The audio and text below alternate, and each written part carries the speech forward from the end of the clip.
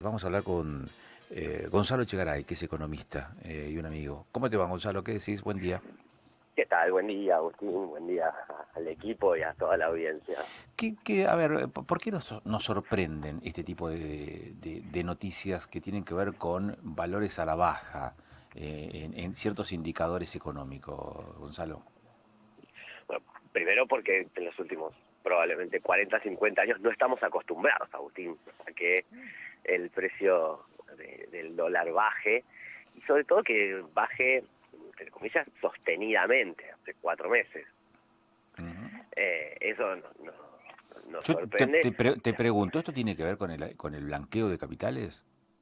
Esto tiene que ver, me parece, con que el mercado comienza a anticipar, digamos, hacia lo que resta del año, que Milei, digamos, o la libertad avanza, está logrando las transformaciones que se plantea y que eh, ya sea, pero después cada uno evaluará por un buen o por un mal objetivo, el gobierno va a avanzar con su plan y su política. Digo, de un lado tenemos la que sigue aumentando es la pobreza, estamos en el 52% de Claro. pobreza. Entonces, ahora lo que sí el mercado empieza a anticipar es que el gobierno se va planteando algunas cuestiones y las va logrando.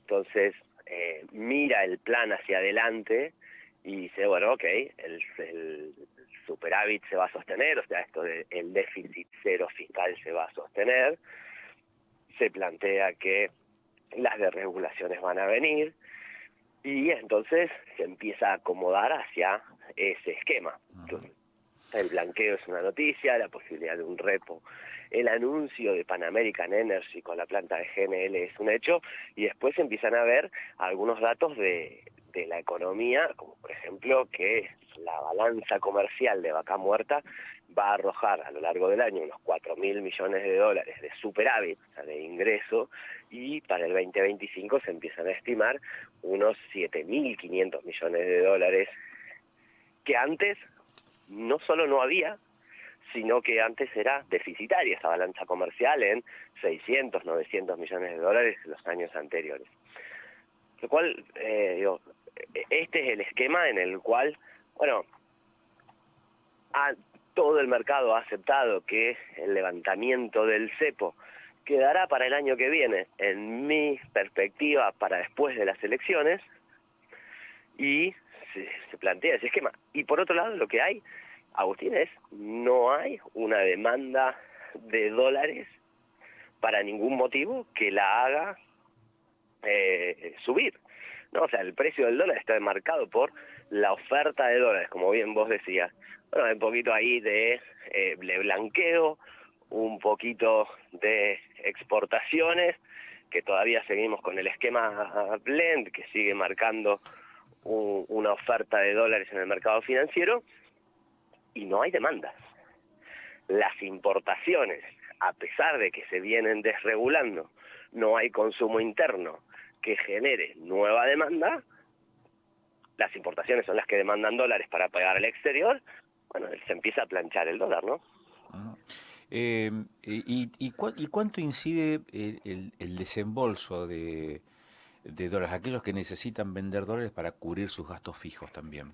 Aquellos que han ahorrado durante mucho tiempo en dólares y hoy, bueno, están obligados a desprenderse de esos billetes. O ya no es algo, porque digo, no se está hablando de ese aspecto ahora, en estas semanas. Muchos de esos, digo, el gran volumen fue al blanqueo, ¿no? O Mm. sea, una parte importante, ahora ya no tengo el número exacto, pero hasta hace 15 días cuando venció y se hizo la prórroga, una parte importante de este blanqueo fue quienes blanquearon menos de 100.000 dólares. Y probablemente esos son los que antes se demandaban, digamos, entraban al mercado financiero y hoy están en depósitos en dólares.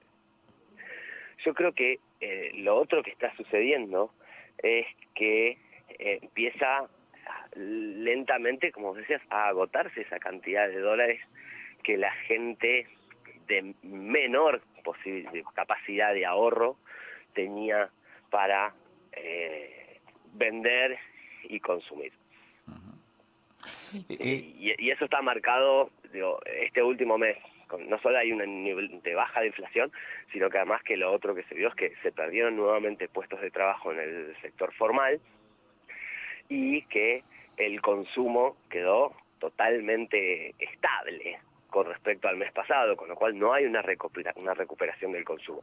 Quiere decir que la economía está agotada.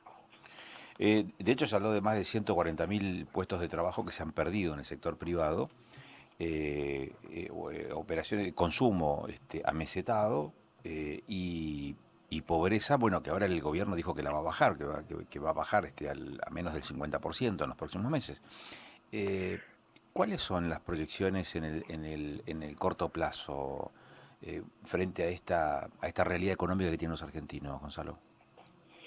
Ayer conversaba, Agustín, esto, digamos, es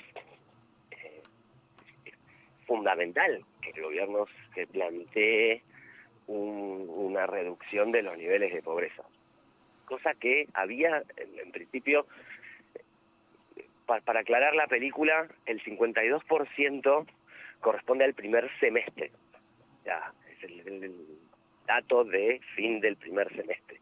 Los últimos 2 meses, los salarios formales le habían ganado a la inflación y se habían creado puestos de trabajo, aunque en menor medida se habían creado. Este mes, o sea, el mes que pasó, septiembre, es un mes donde la inflación le volvió a ganar a el aumento de salario formal y donde se destruyeron puestos de trabajo. Con lo cual quiere decir que en septiembre la pobreza, con altísima probabilidad, con estos 2 datos que te estoy dando, haya vuelto a subir un poco. Un poco probablemente haya sido 0,2. Pero digo, la economía no le está dando a la gente lo que le está dando al mercado. Me parece que hoy tenemos una disociación y probablemente tenga que ver con los plazos que mira cada uno, es lo que ayer planteaba. El mercado mira bastante hacia adelante, 4, 5, 6 meses, un año. Intenta anticipar qué es lo que va a suceder para invertir de esa manera o para prestar de esa manera. La gente vive el día a día, y más cuando la pobreza supera el 52%. Claro. Gonzalo, ¿esto significa, por ejemplo, de que no se ve reflejado esta baja de la inflación en las góndolas? Bueno, ¿Estas ahí sí especulaciones hay del un buen mercado? dato. Ahí sí hay un buen dato, ¿no? O sea, me parece que si analizamos la inflación, o estamos como buscando buenas noticias adentro de las malas, ¿no? Cuando uno empieza a desmenuzar la inflación del mes de septiembre, lo que encuentra es que el 7, o sea, lo que es vivienda y servicios públicos, lo que en general está bastante regulado, agua, gas, luz, transporte, eso aumentó el 7,6. Y del otro lado, cuando uno busca entre cómo aumentaron los alimentos, por ejemplo, alimentos y bebidas no alcohólicas, aumentaron el 2,3%. En septiembre. Menos de ese 3, en septiembre. Bien. Menos de ese 3,5 general. ¿Qué es lo que quiere decir? Que la economía, de alguna manera, sí lo que está haciendo es reacomodando la grave distorsión de precios relativos que tenía cuando asumió este gobierno. No, porque quiere decir que si el 3,5 está conformado en alta proporción por precios que antes estaban regulados y que han logrado corregir al 7,5 y que igual el índice general de precios aumentó el 3,5, es porque hacia adelante uno podría pensar que la inflación va a seguir esta tendencia a la baja. Y eso sí es un dato positivo para poder empezar a luchar contra la pobreza. Ahora, vos tenés inflación, es decir, el índice de precios al consumidor va generando más menos, pero valores positivos. Y ahora tenés una retracción en la cotización del dólar. Esto obviamente implica que tenés inflación en dólares. Fuerte. ¿Y eso cómo se corrige? Bueno, a ver, me parece que ahí empezamos 2 discusiones, ¿no? La primera es si hay inflación en dólares, quiere decir que la Argentina se está poniendo cara en dólares para aquellos que tengan que traer dólares. O sea, que a los que tienen que venir a invertir con dólares, le estamos generando, además del cepo, un problema adicional. Sus dólares valen menos en Argentina. Y el segundo es un problema para nuestros exportadores, que son los que deberían motorizar la recuperación de la economía. Porque si los costos, como decís vos, si tenemos inflación en dólares, cuando salgan a vender al exterior, le van a pagar en dólares, pero cuando vengan con esos dólares acá, que recordemos no son los de 1.190, son los de 950, estos dólares también tienen menor valor, en definitiva, en términos de rentabilidad. Con lo cual, esto que vos decías al principio, empezamos a percibir que el peso está apreciado, porque en la economía de dólares hay casi la misma cantidad que antes, el problema es que hay menos pesos dando vuelta, entonces el que empieza a escasear es el peso. Y eso lo que probablemente genere es una dificultad adicional para iniciar esa recuperación de la economía argentina. Sí. Gonzalo, otra consulta. Yo me pongo acá en esto, que yo soy muy ignorante en la materia de todo lo que es economía, y algo de que se habla mucho y se comenta esto, que el tema no es solamente de que las cosas estén muy caras, porque hay cosas que se nota que están bajando, pero pasa que los sueldos tampoco alcanzan. ¿Esto por qué tiene que ver? Si vos me podés responder, ¿no?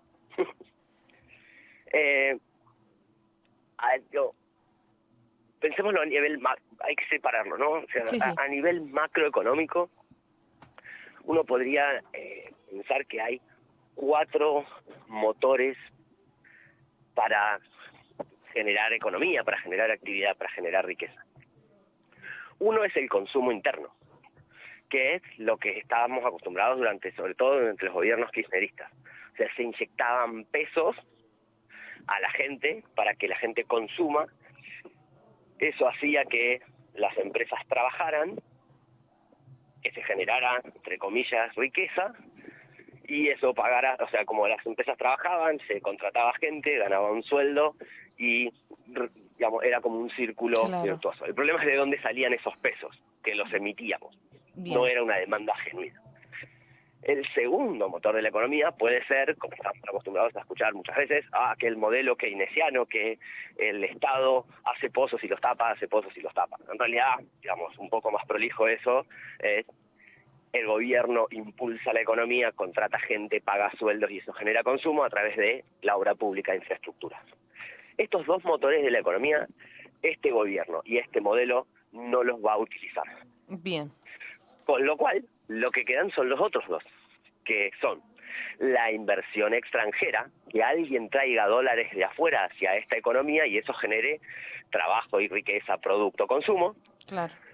o las exportaciones, que entonces quienes traen esos dólares nuevos y generan trabajo son esos exportadores que venden al exterior, otros le pagan dólares, vienen esos dólares para la Argentina y eso motoriza.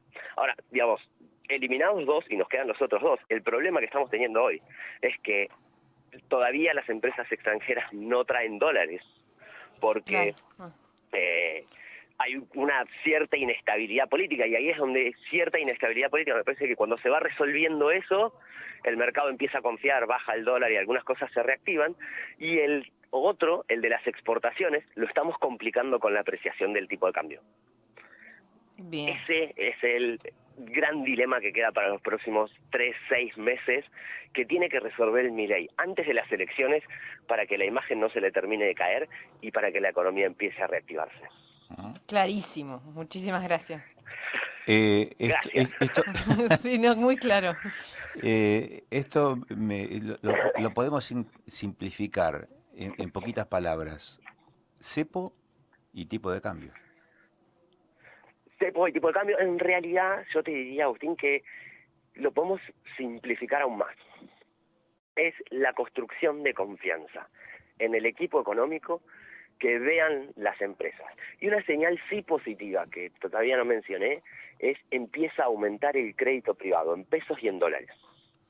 Eso es que hay algunas empresas que empiezan a creer más allá de Vaca Muerta, que es un hecho, ¿no? Es como una isla, tipo, todo lo que dije vale para todo el país, no sé cuánto vale para Argentina, para Vaca Muerta. Claro. Muchas empresas empiezan, el crédito privado empieza a crecer en general, y eso es que hay empresas que están viendo que algo se viene, y quieren estar preparadas y quieren ser las primeras en estar. Pero hay una señal fuerte ahí en el aumento del crédito privado. Yo te diría que más que cepo y más que tipo de cambio, la señal es la credibilidad, la construcción de confianza y la generación de expectativas típica de economista. Yo esto te lo puedo decir porque yo vivo así.